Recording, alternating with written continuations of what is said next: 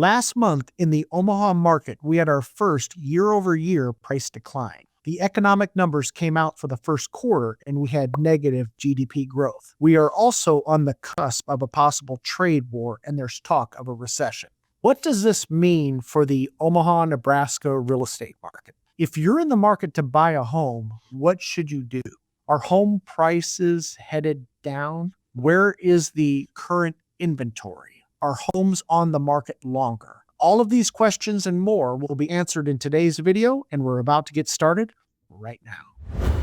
Let's talk inventory. The number of homes for sale is up 7.6% compared to April of 2024. Currently, we have 1,829 homes for sale in Douglas and Sarpy County. Increasing inventory is normal this time of year. More inventory means more choices for buyers, and that's not a bad thing. One of the challenges in the past 5 years has been a lack of inventory. Let's go back and look at the inventory over the past 5 years. In April of 2020, we had 1,512 homes on the market. This was heading into the pandemic. Now, normally when we go into spring, inventory is increasing. However, at this time, inventory was going in the wrong direction, and we all know what was the result. In April of 2021, we had only 839 homes on the market. That is insanely low, and that is not normal and not healthy. In April of 2022, it wasn't much different. We only had 905 homes on the active market. Keep in mind, the Omaha Metro continues to grow, and we now have over 1 million people in the Omaha Metro area. Those kind of numbers in terms of inventory is a problem. In April of 2023, inventory was improving. We had, at that time, 1,273 homes on the active market. In April of 2024, inventory continued to increase, and we had 1,700 homes on the active market. In April of 2025, we're back up to 1,829 homes on the market. Now, the inventory numbers in 2024 and 2025 are just a little higher than the pre-pandemic inventory numbers. However, it feels like there are a lot more homes on the market. Let's compare today's inventory numbers to the numbers during the Great Financial Crisis. For example, in April of 2008, we had 5,020 homes on the active market in Douglas and Sarpy County. At the time, the population of the Omaha Metro was just under 850,000 people. Be careful when you hear people compare today's market to the market during the Great Financial Crisis. As an agent, back then, I would have 10 to 15 active listings at any one time. If you sold a home in 30 days, sellers were thrilled. Back then, 20% of the homes listed did not sell. The listing contract would expire. Contrast that to today. About a week ago, I listed a beautiful home in the Morton Meadows area. People love this part of town. Morton Meadows is near the University of Nebraska Medical Center. This home was a 1.5 story with 3 bedrooms, 3 baths, a 1-car garage, and a finished basement. This home was listed on Thursday, April 22nd for $290,000. We had 38 showings, 8 offers, and the home sold for well over list price. Back in 2008, trust me, you weren't getting 38 showings and 8 offers in 4 days. Back then, sellers were thrilled to have a few showings in a week. That's why I encouraged buyers to learn about the local market. If you want to study the market, the best way to learn the market is to go out there and see a few properties. Find out what things are selling for and how fast they're selling, and if they're receiving multiple offers. Let's jump back into the stats. Now let's look at the inventory for new construction versus existing homes. Right now, we have 911 new homes on the market, which is down 2.3% compared to April of 2024. On the existing side, we have 917 existing homes on the market, and that's an increase of 19.6% compared to 2024. When we look at new construction, builders are more sensitive to the economy. Builders are smart. They don't want to have homes sitting vacant. Builders want to make money. They also want to adjust to the market. So when times get tough, builders will dial back on construction. On the existing side, we have 917 existing homes on the market. Now, as time goes by, more and more sellers, even if they have a low interest rate, will decide, hey, it's time to move. A low interest rate is great. However, a low interest rate only goes so far if you decide you need more room for your family or if you want your kids in a certain school district. Do we have economic uncertainty? Absolutely. That's why it's important to do two things if you're considering buying a home. Number one, buy a home you can afford. What a lender says you qualify for is not the same as what you can afford. Buying a home you can afford is different from buying a home you want. If you can't afford it, don't buy it. Number two, you need money saved back for when life happens. When you buy a home, you need 3 buckets of money. Money for down payment, money for closing costs, and money for when life happens. And when you're facing uncertain times, you need to have even more money saved back for when life happens. If you don't have enough money saved back, if something happens, you're going to be hurting. In life, you have to be your own first responder. Nobody's coming to your rescue. Now let's look at home prices. The median closed sales price in Douglas and Sarpy County is currently $331,500. That's up 2.2% compared to last year. Last month, we actually had a year-over-year decline, but 1 month doesn't make a trend. That just shows that prices are going to fluctuate. I know affordability is a problem. Interest rates shot up and many people are priced out of the market. Now, there's two sides to that coin. If interest rates were not increased and rates were low like they were, home prices would be even higher. I would love to go back to the pre-pandemic market. Rates were in the 4 to 5% range, and you could buy a brand new 3-bedroom, 2-bath, 2-car garage celebrity home for under $200,000. But those days are long gone. Are home prices coming back down? Nobody knows. Can an individual market take a hit? Absolutely. Real estate is local. Just because prices might come down, let's say in Florida or maybe Texas, that doesn't mean prices in the Omaha market are coming down. Even during the great financial crisis, in the Omaha market, we had 5,000 homes on the market. The Omaha market did not tank. It took a long time for homes to sell, but prices stayed relatively flat. In the current market, do I see prices tanking? No. Do I see prices going higher? Yes, but I don't see the appreciation that we've seen in the past 5 years. Now, if rates go down, that could change the equation. If interest rates were to come back down, more buyers would come off the sidelines and home prices would shoot right back up. If interest rates stay elevated, I believe home prices will appreciate at a much slower pace. Fewer buyers can buy, and the number of sales will drop. What about new versus existing? The median closed sales price for new construction was $430,411, which is down 1.3% compared to last year. Now, was that a cause for alarm? No. I think it reflects two things. Number one, shrinkflation. Builders are building a little bit smaller homes to adjust to the market, and more lower-priced homes are being sold.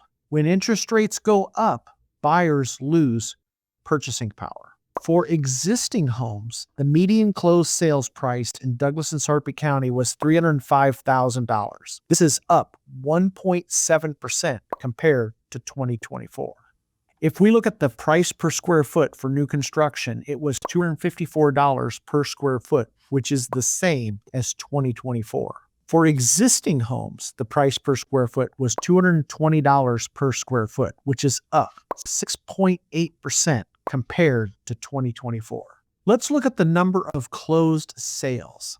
Because of the affordability crisis, we have seen a sharp drop in the number of closed sales. As rates remain at elevated levels, fewer buyers can buy because of the monthly payment. We have seen a decrease in Omaha as well as across the nation. For example, in April of 2025, we've closed 807 closed transactions. This is down 10.1% compared to 2024. I think what you're seeing is a loss of confidence. When people don't feel confident about the economy, they tend to pull back. Markets don't like chaos. Just because there are fewer sales doesn't necessarily mean prices will come down. If builders sell fewer homes, they will also build fewer homes. If we look at the closed sales on a 12-month rolling average over the past 10 years, starting around 2016 in Douglas and Sarpy County, we were selling 12 to 13,000 homes per year.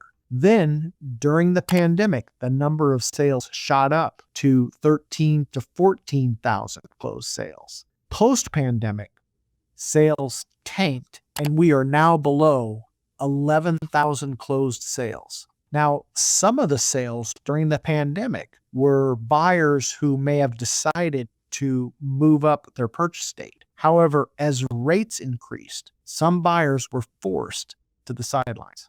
Again, if rates drop, I think you'll see sales increase. But for every gimme, there's a gotcha. If rates drop, prices may shoot up in a more competitive marketplace. What should you do? If you can buy. If you can't buy at the moment, don't give up. Just because you can't buy them now doesn't mean you can't buy in the future. Here's what you shouldn't do. Don't try to time the market. And then number 2, don't buy into all the hype and all the fear you see online. One thing I hear from many of my viewers is a wave of foreclosures coming, especially when you see a headline that says foreclosures have doubled since the end of the pandemic. That sounds like a big increase, but look at the actual numbers. Think about it. In order for someone to have a foreclosure, they need to be upside down. If someone hits hard times and they have equity in the home, they're just going to sell the home, pay off the loan, and then pocket the equity. That wasn't the case during the great financial crisis. When people hit hard times, they had no equity. So they were upside down on the loan, and then the bank had to foreclose. Think about this. If there was going to be this massive wave of foreclosures, do you know what would be happening? Agents would be getting trained on doing a transaction on HUDHomestore.gov. Now, when was the last time I did a deal on HUDHomestore.gov? It was about 15 years ago. Just for kicks, I looked at HUDHomestore.gov. Guess what? 2 properties for the entire state of Nebraska. During the great financial crisis, there were hundreds of homes, and there was all sorts of training on how to do HUD foreclosures. I bet in the current environment, there are some agents who have never heard of HUDHomestore.gov. All of the YouTubers out there talking about this massive wave of foreclosures, they're just pulling your chain. What about the days on market? Homes are taking longer to sell, but it also depends upon your price point. The higher the price point, the longer it takes to sell. What about months of supply? Overall, we have 2.1 months of supply of inventory on the market. That means if no other homes come on the market, it would take 2.1 months to exhaust the current inventory. As a reminder, 0 to 3 months of inventory is a seller's market. 4 to 6 months of inventory is a balanced market, and over 6 months of inventory is a buyer's market. If we separate new versus existing, we have 6.2 months of inventory in new construction and 1.3 months of inventory in the existing market. Keep this in mind. I currently have a client building a beautiful ranch in Papillion. It's set to close in July. On the MLS, that particular property is still listed as an active listing because the builder is using it to attract more buyers. Sometimes stats don't tell the entire story. Let's shift gears and look at interest rates. Now, according to Mortgage News Daily, the 30-year fixed rate mortgage is around 6.9%. Rates affect affordability. The lower the interest rate, the more a buyer can afford in a monthly payment. Let's take a look at a loan amount of $300,000. Now, your monthly payment consists of PITI, principal, interest, taxes, and insurance. Now, let's just look at principal and interest. At a 7% interest rate on a $300,000 loan, your principal and interest payment on a 30-year loan would be $1,995.91. At a 6% interest rate, you're looking at a monthly payment of $1,798.65. And at a 5% interest rate, you're looking at $1,610.46 monthly payment. What will rates do? Depends. The good news: on bad economic news, you typically see mortgage rates go down. So if there is a recession, interest rates may come down. But on strong economic news, you tend to see rates remain elevated. What about tariffs? Now, trade wars are not good. I am a fan of good, fair trade deals, but I'm going to call it the way I see it. I don't see tariffs as good economic policy. Tariffs are like taxes. As you increase taxes, it acts as a disincentive. You can see this in the markets. When you look at the price of lumber, 25% of the lumber used in construction is imported from Canada. If there's a 25% tariff on Canadian lumber, that means the cost to build increases. If construction costs go up, that gets passed along to the consumer. If it costs more to build, builders will build fewer homes because fewer people can afford to pay the elevated cost. The lumber market sees this as a drop in demand. President Trump declared April 2nd as Liberation Day. What happened to the price of lumber on April 2nd? It dropped. Hopefully, this is all bluster and positioning to help negotiate a better trade deal. You can tell that this is bad policy because what you're starting to see are carve-outs for certain industries. For example, tariffs hurt the auto industry. Well, a few days ago, there was a carve-out for the auto industry. Hopefully, we will change course, but time will tell. It's hard to say how this will all play out.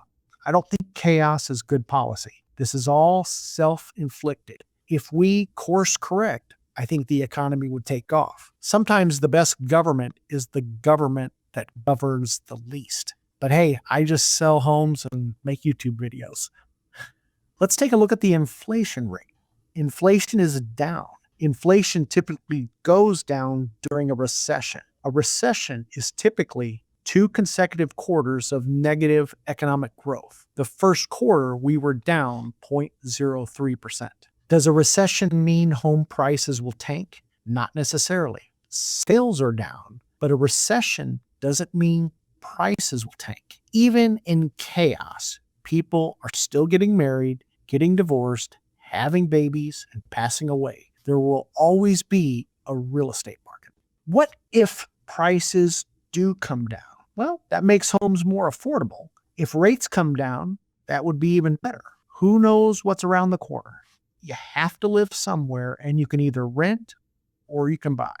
About 20 years ago, before the great financial crisis, I bought a couple rental properties. And during the GFC, I figured, well, I'm probably upside down. But I was in it for the long haul. In the end, it worked out okay. Now, in my mind, I always figured, what if? What if half my rentals were vacant? Or what if I had to replace 3 furnaces? You got to have money saved back.